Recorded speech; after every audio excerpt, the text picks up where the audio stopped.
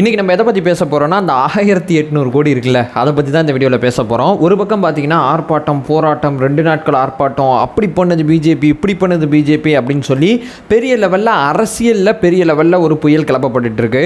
ஆனால் நீதிமன்றம் போனாங்கன்னு வைங்களேன், ஸ்மூத்தாக போனீங்கன்னா காங்கிரஸ் அசிங்கப்படுறாங்க.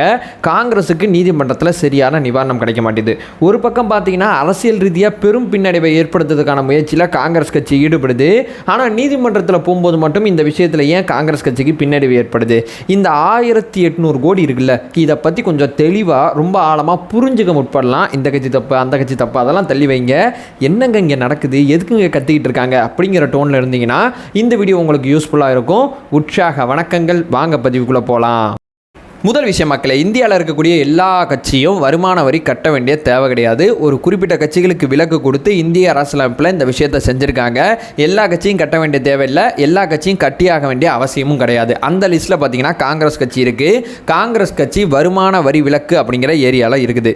இந்த கட்சிகிட்ட என்ன பிரச்சனைன்னு சொல்லி கேட்டிங்கன்னா, ஒரு வருமான வரி விலக்கு கேட்குற கட்சிகள் என்ன பண்ணணும்னா, ஒரு குறிப்பிட்ட காலத்துக்குள்ளே அவங்களோட வரவு செலவு திட்டத்தை, அந்த காலாண்டோட வரவு செலவு திட்டத்தை இவ்வளோ எங்களுக்கு வந்துச்சுங்க வரவு, இவ்வளோ செலவாய் அப்படிங்கிற ஒரு விஷயம் இருக்குது பார்த்தீங்களா. ஏன்னா ஒரு கட்சி அப்படின்னு பார்த்தீங்கன்னா காங்கிரஸ் எடுத்துங்களேன், பல ஆயிரம் கோடி அசையும் சொத்து இருக்குது, அசையா சொத்து இருக்குது, பிஜேபிக்கு இருக்குது, திமுகவுக்கு இருக்குது. ஸோ அந்த அரசியல் கட்சிகள் வந்து சொத்து வர்றதுக்கு, வருமானம் வர்றதுக்கு பல வகையில் வந்து வருமானத்துக்கான வேலைகளை பார்த்துட்டு இருக்காங்க. இப்போ திமுகன்னு பார்த்தீங்கன்னா முரசொலி இருக்குது, முரசொலி அறக்கட்டளை இருக்குது. இந்த மாதிரி பார்த்தீங்கன்னா வருமானம் வர்றதுக்கு நிறைய விஷயங்கள் இருக்குது. அதே மாதிரி பார்த்தீங்கன்னா காங்கிரஸ் கட்சிக்கும் வருமானம் வர்றதுக்கு பல வழித்தடங்கள் இருக்குது. அதன் மூலமாக வருமானம் வந்துகிட்டு இருக்கு.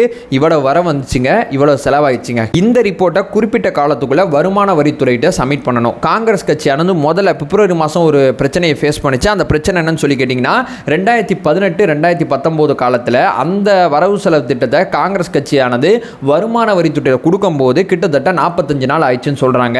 45 நாள் காலதாமதம் காரணமாக காங்கிரஸ் கட்சியோட வங்கி கணக்குகள் முடக்கப்பட்டுச்சு. இதற்கு இன்னொன்று காரணமும் சொல்லப்படுது. ஒரு 14 லட்ச ரூபா பணம் எப்படி இதுக்குள்ளே வந்துச்சு, எப்படி போணுச்சு அப்படிங்கிற டீட்டெயில் வந்து பெரிய லெவலில் இல்லை அப்படிங்கிற விஷயம் சொல்லப்படுது. ஸோ இந்த டீட்டெயில் பெரிய லெவலில் இல்லை. அதே மாதிரி பார்த்தீங்கன்னா 45 நாள் கழித்து வருமான வரித்துறையிட்ட அந்த வரவு செலவு கணக்கை சப்மிட் பண்ணதுனால காங்கிரஸ் கட்சிக்கு பார்த்தீங்கன்னா 210 கோடி ரூபாய் அபராதம் போட்டாங்க.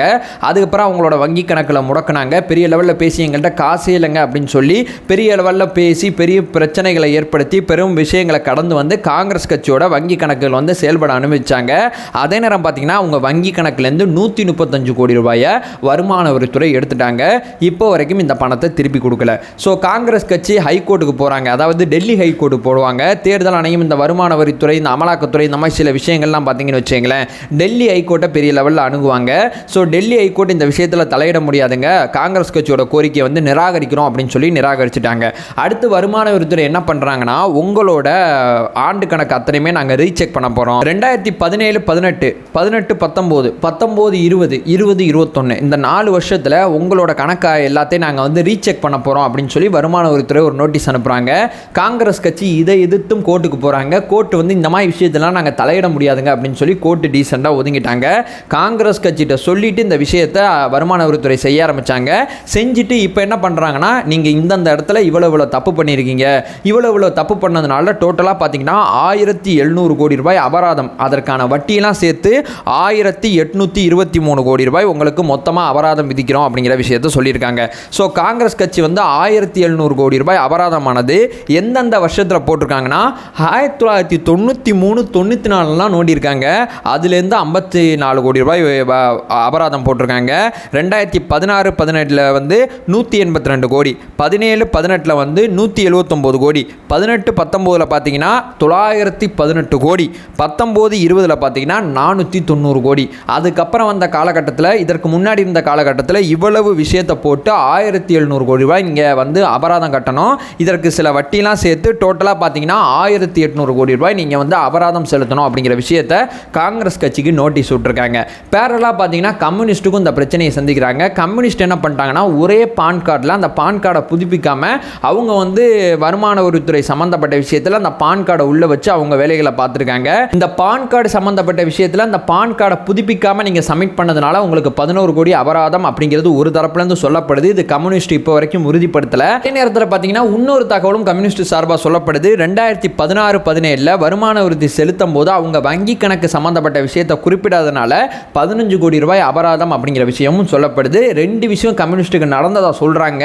ஒரு விஷயத்தை ரெண்டையுமே அதிகாரப்பூர்வமாக சொல்லப்படல, பெரிய லெவலில் செவிவெளி செய்தியாக தான் இருக்குது. ஸோ காங்கிரஸ் கட்சியானது கிட்டத்தட்ட பார்த்தீங்கன்னா இந்த இப்போ நான் சொன்ன அத்தனை காலகட்டத்தில் இருந்தும் 520 கோடி ரூபாய் வருமானம் எப்படி வந்துச்சு எப்படி போயிருக்கு அப்படிங்கிற கணக்கு சரியாக காட்டாதனால தான் இவ்வளவு நாங்கள் தொகை வந்து அபராதம் போட்டிருக்கோம் அப்படிங்கிற விஷயமானது வருமான வரித்துறை அதிகாரிகள் மூலமாக செவிவெளி செய்தியாக வருது. இந்தந்த காலகட்டத்தில் காங்கிரஸ் கட்சி என்ன தப்பு பண்ணிச்சு, எதனால இந்த அபராதம் விதிக்கப்பட்டிருக்கு, இது எதுவுமே பொதுவெளியில் இருக்கக்கூடிய நமக்கு தெரியாது.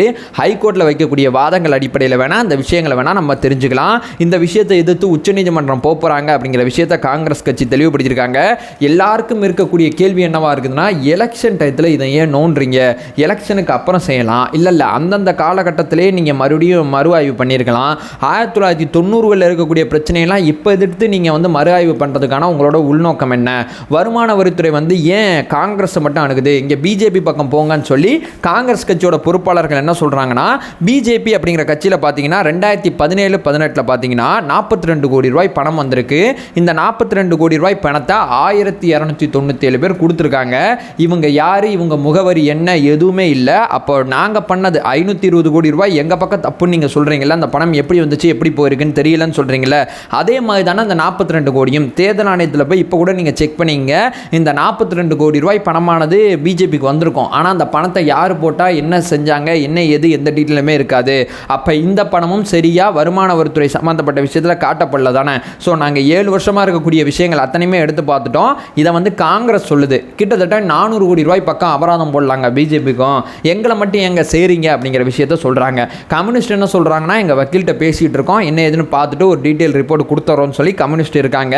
பட் காங்கிரஸ் கட்சியானது இந்த விஷயத்தை உச்சநீதிமன்றத்தில் போய் அணுகி பெரிய லெவலில் ஃபைட் பண்ணலாம்னு சொல்லியிருக்காங்க. அரசியல் ரீதியாக பார்த்தீங்கன்னா போராட்டங்களை ஏற்படுத்தி பெரிய லெவலில் பேசுபொருள் ஆக்கலாம் அப்படிங்கிற முயற்சியிலும் ஈடுபட்டிருக்காங்க. காங்கிரஸ் கட்சி செலவுக்கே காசு இல்லை அப்படிங்கிற ஒரு பிரச்சாரத்தை முன்னெடுக்கிறாங்க. இந்த வரி விதிப்பு அப்படிங்கிறது ரொம்ப ரொம்ப ரொம்ப ரொம்ப பயங்கரமாக இருக்குது அப்படிங்கிற விஷயத்தை சொல்லியிருக்காங்க. அதே நேரம் பார்த்தீங்கன்னா ஐநா, அமெரிக்கா இந்த நாடுகள்லாம் இந்தியாவில் நடக்கக்கூடிய கெஜ்ரிவால் கைதாக இருக்கட்டும், இந்த காங்கிரஸ் கட்சியோட வங்கி கணக்கு முடக்கமாக இருக்கட்டும், இந்த விஷயத்தெல்லாம் பற்றி கவலை தெரிவிக்கக்கூடிய விஷயமும் பெரிய லெவலில் பேசிக்கிட்டு இருக்காங்க. ஸோ காங்கிரஸ் கட்சி இந்த தவறு நடந்திருக்கான்னு கேட்டிங்கன்னா தவறு நடந்திருக்கலாம். அதே நேரம் இவ்வளவு பெரிய அபராத தொகை இங்கே அவசியமா அப்படிங்கிறது தான் இங்கே கேட்கப்படுது. அப்படிப்பட்ட அபராத தொகையானது எலெக்ஷனுக்கு முன்னாடியே செய்றீங்க அப்படிங்கிற விஷயம் தான் இங்கே மிகப்பெரிய லெவலில் கேட்கப்படுது. இந்த ஒரு விஷயத்தை சொல்லிட்டு இந்த வீடியோ என் பண்ணிக்கிறேன். நம்ம சேனலை ஃபர்தராக ஃபாலோ பண்ணிங்கன்னா செய்திகள் சார்ந்த முழுமையான அறியாமைகள் அகற்றிக்கிட்டு இருக்கோம். நம்மளோட ஒரே நோக்கம் அறியாமை அகற்ற வேண்டும், அறியாமை அகற்றப்பட வேண்டும். Thank you so much.